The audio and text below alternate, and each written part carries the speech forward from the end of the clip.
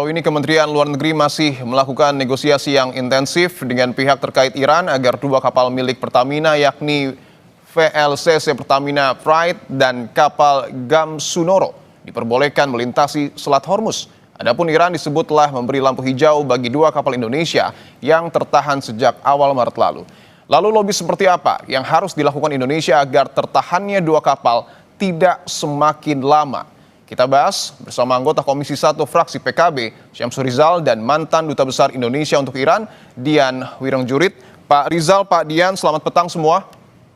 Selamat petang. Selamat sore Mas Dipo, selamat sore pemirsa. Waalaikumsalam. Baik, saya ingin ke Pak Rizal terlebih dahulu. Pak Rizal, sejauh ini baik Kemlu ataupun Menteri SDM mengatakan masih terus berkomunikasi dengan pihak Iran agar kapal milik Pertamina ini bisa melintasi Selat Hormuz. Komisi 1 menerima progres terkait hal ini? Iya, terima kasih banyak Mas Dian. Kalau Komisi 1 juga sudah menerima laporan, walaupun belum laporan resmi, tetapi sudah ada pembicaraan dari teman-teman dari Kementerian Luar Negeri bahwa ada green light dari pemerintah Iran, terutama dari Kementerian Luar Negeri, bahwa hanya proses administrasi saja sehingga Indonesian Pride atau Pertamina Pride ini bisa lewat bersama dengan Gamsunoro yang ya mungkin hitungan jam ke depannya. Kalau itu pernyataan itu, intinya bahwa sudah ada komunikasi yang sangat baik dan sudah merespon.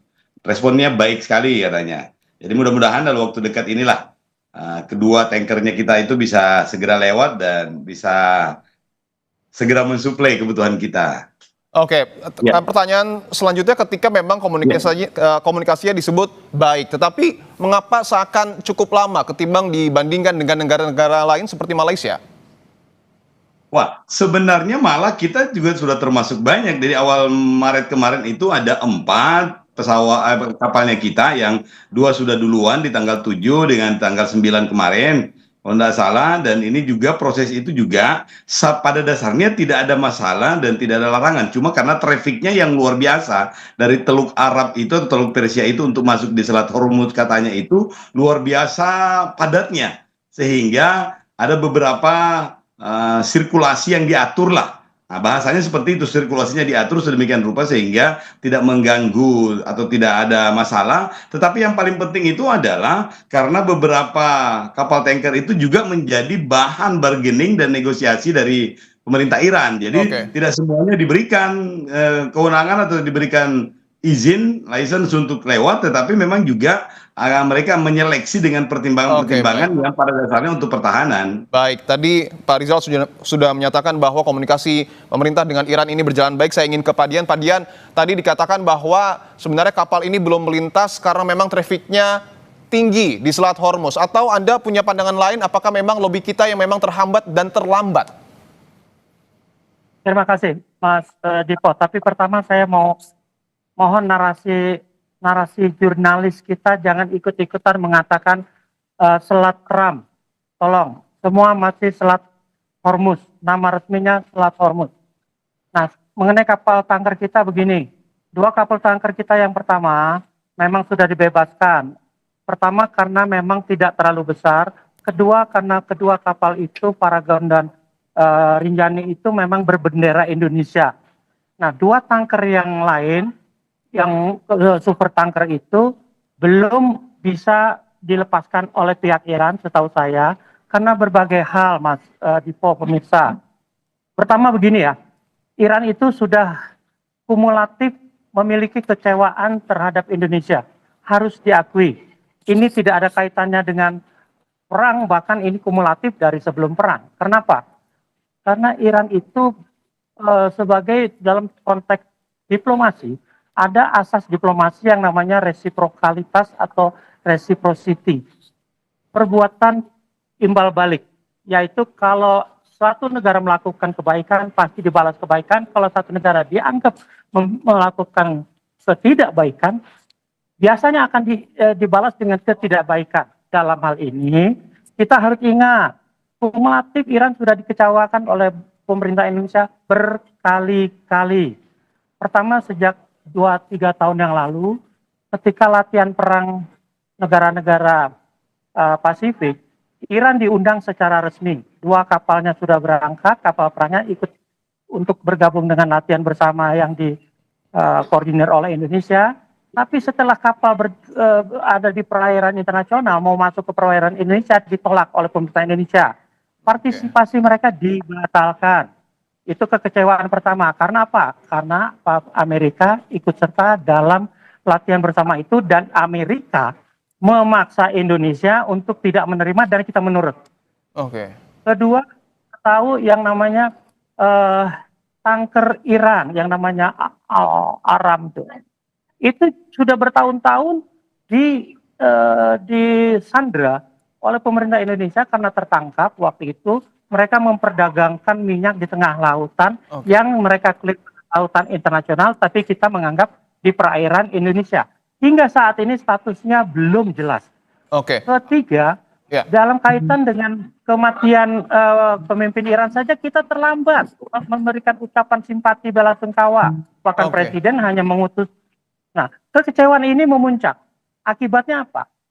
Kalau memang 2 kapal pertama dilepaskan karena berbendera Indonesia dan tidak besar, itulah niat baik Iran yang harus dihargai oleh kita.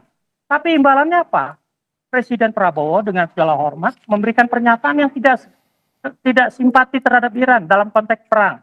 Misalnya, Prabowo menyatakan kepada Qatar mengecam keras agresi Iran kepada negara-negara Teluk. Agresi yang mana? Agresi itu dimulai oleh Israel. Nah, kalau sekarang ada dua tanker masih ditahan, Mas. Kalau kembali ke masalah tanker besar ini, buat saya itulah poin Iran untuk meminta juga imbalan resiprokalitas dari Indonesia, minimal melepaskan atau menjelaskan status yang jelas dari kapal tanker Iran yang ditahan, yang hingga kini statusnya tidak jelas. Baik, saya ingin ke Pak Rizal bahwa tadi disebutkan kapal kita belum melintas Selat Hormuz bukan karena sekedar teknis, bukan karena traffic, tapi karena faktor politis, ada kekecewaan Iran di dalamnya. Tanggapan Anda?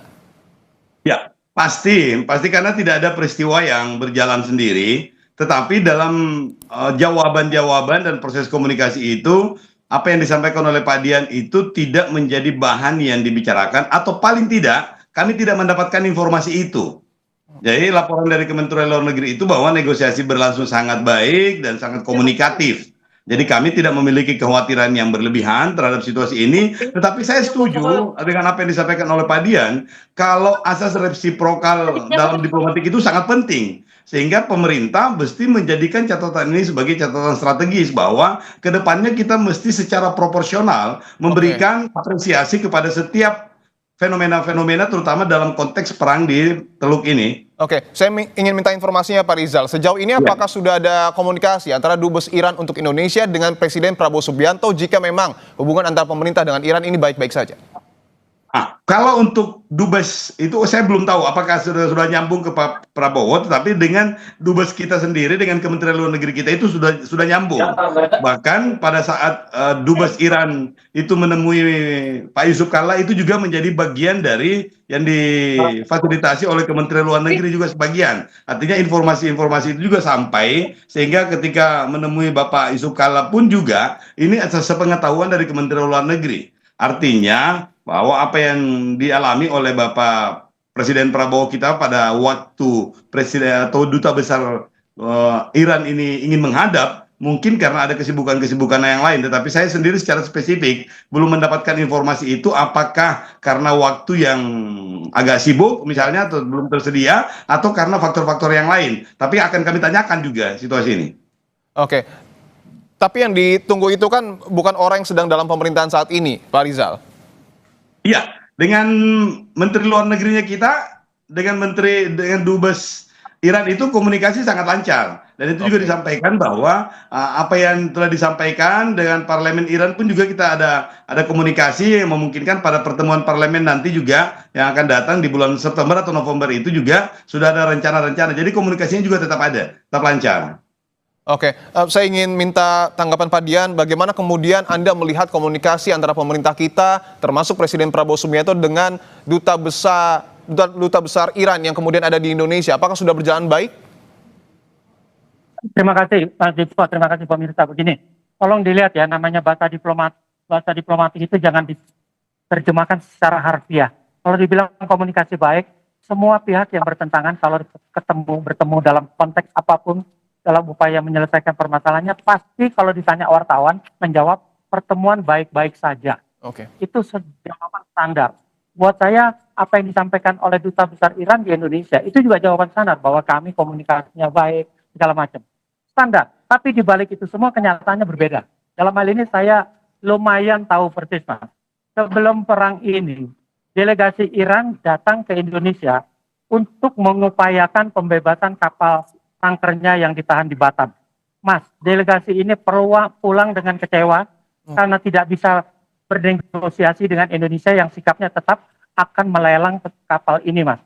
Sampai sekarang lelangnya saja sudah 2-3 kali dilakukan, tidak ada peminat karena harga yang ditawarkan pemerintah Indonesia itu terlalu tinggi. Nah, dengan kondisi seperti ini bisa dibayangkan kekecewaan pemerintah Iran semakin bertambah. Bahwa sekarang delegasinya pun tidak bisa menghasilkan kesepakatan pembebasannya. Bagaimana kita mau mengharapkan pembebasan 2 tanker kita yang ditahan? Kalau kita sendiri tidak menunjukkan ikat baik, paling tidak misalnya begini misalnya, Mas. Paling tidak mulailah sekarang jangan mengeluarkan, apalagi dari pemimpin tertinggi Republik Indonesia, janganlah mengeluarkan statement yang nadanya menunjukkan keberpihakan kita kepada Amerika dan sekutunya. Misalnya tetap masih bilang BOP tetap kita akan walaupun katanya ditangguhkan, tapi ternyata katanya ada pernyataan kita akan memenuhi kewajiban pelunasan iurannya lah segala macam. Mohon, apalagi pernyataan misalnya agresi Iran terhadap negara Arab, terbalik semua, Mas. Semua itu sangat menyakitkan hati Iran. Marilah kita mulai dengan bahasa-bahasa yang netral. Marilah kita misalnya bahasa netral itu misalnya begini, Mas. Marilah kita saling menahan diri, pihak Iran dan pihak-pihak yang menyerang Iran menahan diri untuk tidak memperuncing suasana. Mestinya seperti itu, bukan malah blatant aggression by Iran to Qatar. Sudah tidak waktunya kita. Artinya Anda sering merasa, Pak Dian, bahwa cukup banyak pernyataan dari pemerintah kita yang bisa dikatakan tidak netral. Oh, sangat banyak, sangat banyak. Pernyataan teleponnya Bapak Prabowo, Bapak Presiden Prabowo dengan segala hormat kepada Qatar itu jelas menyatakan mengecam keras agresi terang-terangan Iran terhadap negara Arab.